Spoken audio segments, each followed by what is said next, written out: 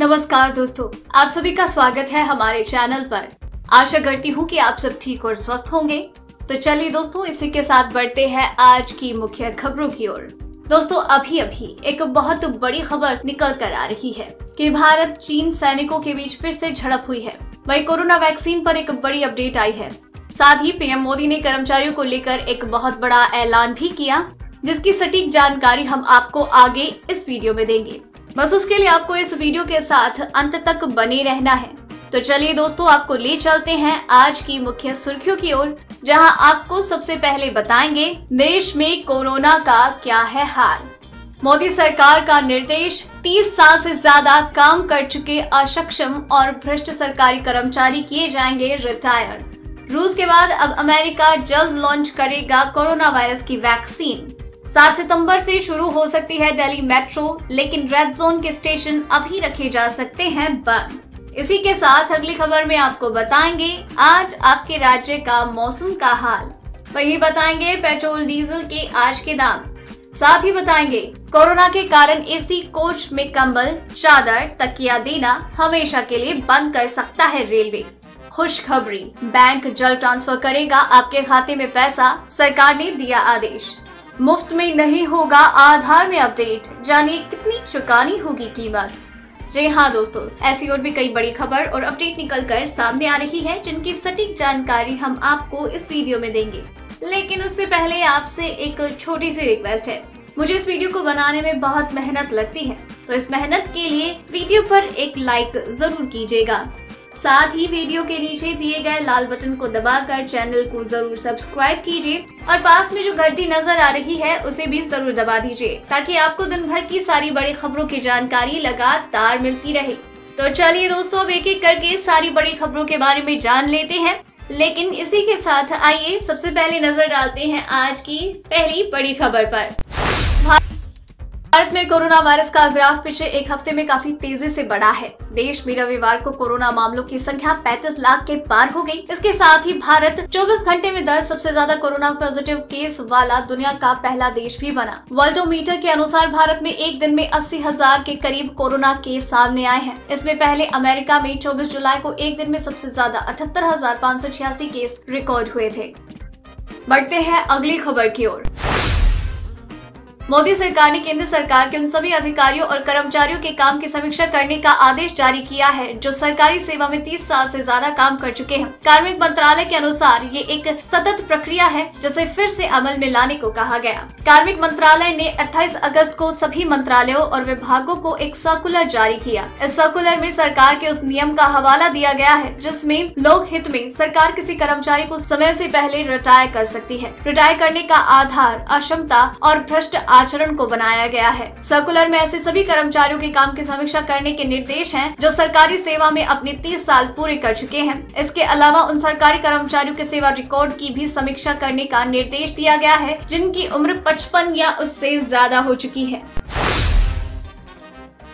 भारत और चीन के सैनिकों के बीच एक बार फिर से बॉर्डर पर झड़प हुई। ईस्टर्न लद्दाख क्षेत्र में पेंगोंग झील इलाके के पास दोनों देश के सैनिक 29 से 30 अगस्त की रात को आमने सामने आए। चीनी सेना के जवानों ने यहां पर घुसपैठ की कोशिश की, जिसे भारतीय सेना के जवानों ने नाकाम कर दिया। इस मसले को सुलझाने के लिए दोनों देश में ब्रिगेड कमांडर लेवल की बातचीत हो रही है। जारी बयान के अनुसार 29 अगस्त की रात को चीनी सेना PLA के जवानों ने पिछली बैठकों में जो समझौता हुआ था उसे तोड़ा और ईस्टर्न लद्दाख के पास हालात को बदलने की कोशिश करते हुए घुसपैठ की। हालांकि भारतीय जवानों ने PLA की इस कोशिश को नाकाम किया और पेंगोंग लेक के दक्षिणी किनारे पर ही चीनी सेना की घुसपैठ को रोक दिया।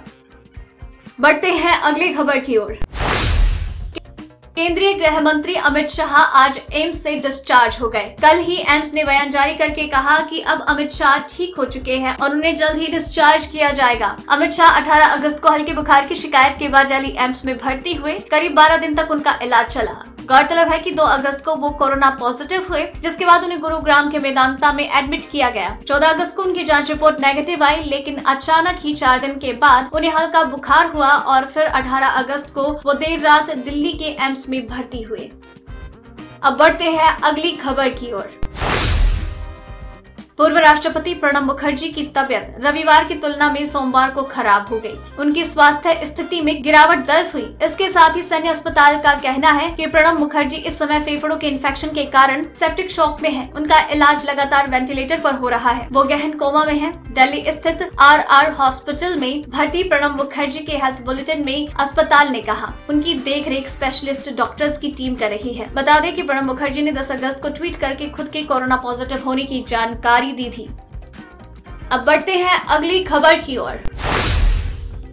गृह मंत्रालय ने अनलॉक 4 की गाइडलाइंस जारी कर दी है। इसके तहत अब मेट्रो चलाने की अनुमति दे दी गई है। दिल्ली के परिवहन मंत्री कैलाश गहलोत ने रविवार को कहा मेट्रो स्टेशन की सूची जहां पर यात्रा सेवाएं बहाल की जा रही है उन्हें तैयार किया जा रहा है और जल्द ही इसे सार्वजनिक किया जाएगा। दिल्ली में 264 मेट्रो स्टेशन है और रविवार तक दिल्ली में 820 कंटेनमेंट जोन। केंद्र सरकार की ओर से जारी आदेश के अनुसार अनलॉक 4 की गाइडलाइन कंटेनमेंट जोन में लागू नहीं होगी। ऐसे में माना जा रहा है कि 7 सितम्बर से कंटेनमेंट जोन के मेट्रो स्टेशन को बंद रखा जा सकता है। परिवहन मंत्री कैलाश गहलोत ने कहा मेट्रो सेवाओं को 7 सितंबर से शहर में फिर से शुरू किया जाएगा, जिसमें सुरक्षा मानकों का पालन सुनिश्चित करने के लिए केवल स्मार्ट कार्ड डिटेक्टिंग का उपयोग और सिविल डिफेंस स्वयंसेवकों की तैनाती सहित सभी उचित उपाय होंगे।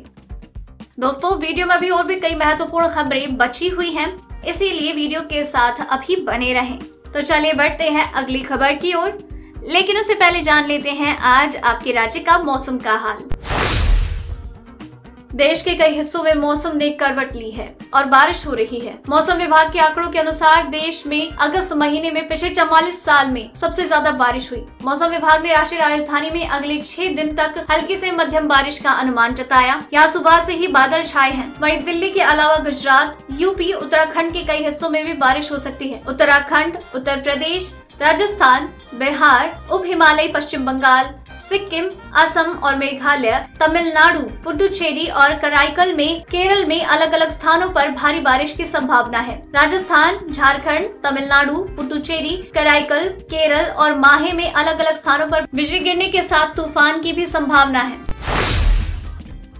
आज सरकारी तेल कंपनियों ने तेल ग्राहकों को बड़ी राहत दी। महीने के आखिरी दिन आज पेट्रोल की कीमत में कोई बदलाव नहीं। दिल्ली में आज पेट्रोल और डीजल के दाम स्थिर है। पेट्रोल 82.03 और डीजल 73.56 रुपए। मुंबई में पेट्रोल 88.68 और डीजल 80.11 रुपए। कोलकाता में पेट्रोल 83.52 और डीजल 77.06 रुपए। चेन्नई में पेट्रोल 85 और डीजल 77.86 रुपए प्रति लीटर के हिसाब से बिक रहा है। अमेरिका भी रूस की तरह ही फेज 3 ट्रायल के रिजल्ट से पहले ही कोरोना वायरस की वैक्सीन को लॉन्च कर सकता है। अमेरिका के फूड एंड ड्रग एडमिनिस्ट्रेशन के प्रमुख ने कहा क्लिनिकल ट्रायल पूरा होने से पहले भी वो वैक्सीन को इमरजेंसी अप्रूवल दे सकते हैं। बता दें कि अमेरिका में नवंबर में राष्ट्रपति पद के चुनाव होने हैं और कोरोना वायरस पर काबू नहीं पाने की वजह से डोनाल्ड ट्रंप की छवि पहले से ही काफी नुकसान झेल रही है। इस वजह से सरकार पर जल्द ही वैक्सीन बनाने का दबाव है। ट्रंप ने कुछ दिन पहले ही फूड एंड ड्रग एडमिनिस्ट्रेशन पर यह आरोप लगाया था कि वो जानबूझकर वैक्सीन को लॉन्च करने में इतनी देरी कर रहे हैं। चलिए बढ़ते हैं अगली खबर की ओर। देश दुनिया में जारी कोरोना वायरस महामारी के कारण कई चीजों में बदलाव हो रहा है। ये बदलाव विभिन्न क्षेत्रों में हो रहे हैं। इसी के चलते भारतीय रेलवे में भी कुछ बदलाव होने की संभावना है। अभी रेलवे कोरोना महामारी के कारण स्पेशल ट्रेन चला रही है, लेकिन अब ऐसा कहा जा रहा है कि कोरोना महामारी के बाद भी जब रेल सेवाएं सुचारू रूप से होंगी तब रेलवे एयर कंडीशनर कोच में यात्रियों को कंबल, तकिया, चादर देना हमेशा के लिए बंद कर सकता है। हालांकि अभी इस पर आधिकारिक फैसला होना बाकी है। इस हफ्ते की शुरुआत में रेलवे बोर्ड के शीर्ष ऑफिसर्स के बीच हुई हाई लेवल मीटिंग में इस बात पर चर्चा हुई। चलिए अब बढ़ते हैं अगली खबर की ओर। केंद्रीय प्रत्यक्ष कर बोर्ड CBDT ने इनकम टैक्स एक्ट के सेक्शन 269 SU के तहत तय इलेक्ट्रॉनिक प्लेटफॉर्म पर फीस लगाने संबंधी एक सर्कुलर में बैंकों को सलाह दी कि वो इन प्लेटफॉर्म से किए जाने वाले भविष्य के किसी भी ट्रांजैक्शन पर कोई चार्ज न लगाए। सरकार ने डिजिटल ट्रांजैक्शन को प्रोत्साहित करने के लिए और कम कैश वाली इकोनॉमी की तरफ बढ़ने के लिए वित्त अधिनियम 2019 में धारा 269 SU के रूप में एक नया प्रावधान जोड़ा। कानून के तहत जरूरी किया गया है कि पिछले वर्ष 50 करोड़ रुपए से ज्यादा का कारोबार करने वाले व्यक्ति तत्काल प्रभाव से तय इलेक्ट्रॉनिक प्लेटफॉर्म से पेमेंट की व्यवस्था सुनिश्चित करें। CBDT ने सर्कुलर में कहा है कि बैंकों को सलाह दी जाती है कि अगर उन्हें 1 जनवरी 2020 को या उससे बाद तय इलेक्ट्रॉनिक मोड का इस्तेमाल करते हुए किए गए ट्रांजैक्शन पर अगर किसी तरह का चार्ज वसूलता है तो वो इसे तत्काल वापस करे और भविष्य में इस प्रकार के लेन देन पर कोई चार्ज नहीं हो। चलिए अब बढ़ते हैं अगली खबर की ओर।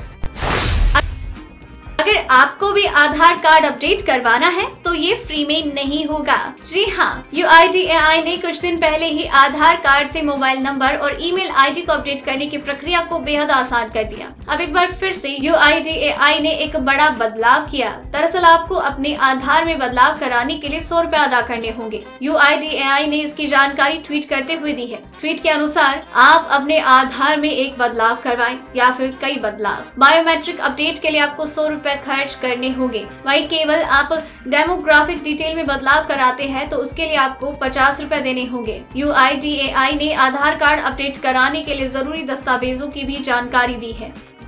दोस्तों आज की खबरों में बस इतना ही। अगर आपको भी ये खबरें अपने मोबाइल पर हर दिन यूं ही चाहिए तो वीडियो के नीचे दिए गए इस लाल बटन को दबाकर चैनल को सब्सक्राइब कर लीजिए और साथ ही साइड में दिए गए इस घंटी को भी दबाएं। और अगर आपने वीडियो पूरा देखा है तो अपना नाम नीचे कमेंट सेक्शन में जरूर लिख भेजिएगा। तो दोस्तों फिर मिलते हैं कल। जय हिंद, धन्यवाद।